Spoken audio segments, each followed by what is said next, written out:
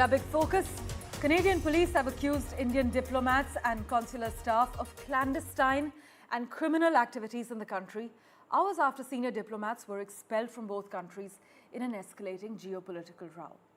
In fact, speaking to reporters at a hastily organized press conference, the head of the Royal Canadian Mounted Police, RCMP, said the force had evidence of agents acting on behalf of the Indian government engaging in extortion, intimidation, coercion and harassment.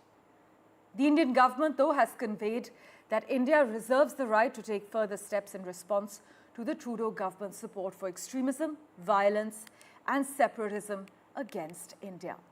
My colleague Maha Siddiqui has been tracking the details very closely. She joins us live at the moment. Maha, a day of fast-moving developments.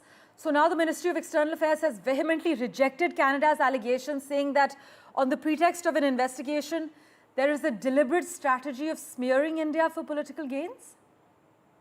Yes, absolutely. And India has been saying this for a long time. India has said that all the allegations that have been made against the country, starting from Justin Trudeau making a statement in Parliament last year in September, alleging that there was an involvement of Indian government agents in the killing of Hardeep Singh Nijjar in Surrey in British Columbia and Canada, these allegations are baseless. And India has once again reiterated this fact as Canada conveyed to India that the RCMP report, which you just mentioned, in fact, the press conference was held after this report details were communicated to the Indian side, suggesting that even the Indian High Commissioner, Sanjay Verma, was a person of interest in the investigation in the killing of Hardeep Singh Nijjar, after which it was indicated by Canada that it would be expelling the Indian diplomats, and therefore India withdrew 6 of the diplomats, including the High Commissioner Sanjay Verma from Ottawa. And then in a tit-for-tat, India expelled 6 Canadian diplomats, including the acting High Commissioner, Stewart Wheeler, as well as the Deputy High Commissioner.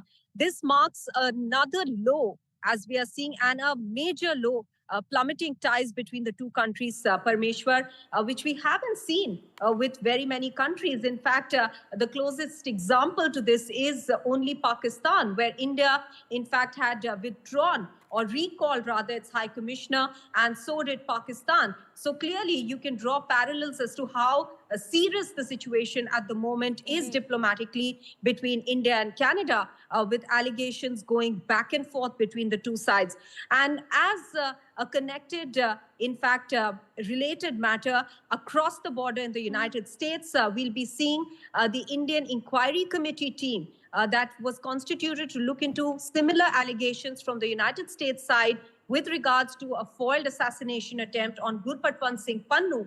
That committee is going to land in the US tomorrow, and those investigations will be carried out further. So, Parmeshwar, there is a distinct kind of reaction that India has between Canada and the United States while it's cooperating and collaborating in the investigations with the United States, with Canada. It has taken a very stern response, and sources in the past said that this was because of the kind or the manner in which both countries have very differently taken the route to in fact, take up this matter with India, with the Canadian side making it very public, with Prime Minister Trudeau having made the statement in Parliament last year, whereas the United States carrying out a proper investigation into the matter and then communicating the details to India. So as we can see now, this matter is certainly very complex for the two sides, and it could have a lot of ramifications for the two countries, especially with regards to the diaspora. Yes, Parmeshwar. Well, thanks so much, as always, Maha, for joining us with the latest details. For a quick comment, we also have with us Terry Milewski, retired senior correspondent from CBC. Thank you so much, sir, for making time for us on NDTV. Would you say this is the lowest point in India-Canada relations? Are we looking at a full-blown economic fallout, or is there still room for damage control? How are you seeing these latest developments? What are you picking up on? Well, I previously said a year ago when Trudeau began these allegations that India was involved in the murder of Hardeep Singh Nijjar, that their relations couldn't get any worse. Turns out I was wrong. They did get worse. Now they've hit bottom. I don't see where you go after. You're not kicking out junior diplomats. You're kicking out the top diplomats. The only way out now is for the facts to come out. to see who's right and who's wrong. It turns out I would guess that it will turn out that both sides are wrong. But in particular, I have in mind two trials. One, trial of Nikhil Gupta, alleged by the FBI, the Department of Justice of the United States, a whole lot of detail, wiretaps, and interesting evidence to have been the handler from New Delhi, handling on behalf of agents of the Indian intelligence services, gangsters who were sent out to murder Khalistanis in Canada and in New York, meaning Patwan Singh Panun of Sikhs for Justice and Hardeep Singh Nijjar. The second trial we have to watch is that of the four goons that were hired to kill Nijjar. They've been arrested and charged. So courts don't deal in propaganda, talking points that make the prime ministers look good.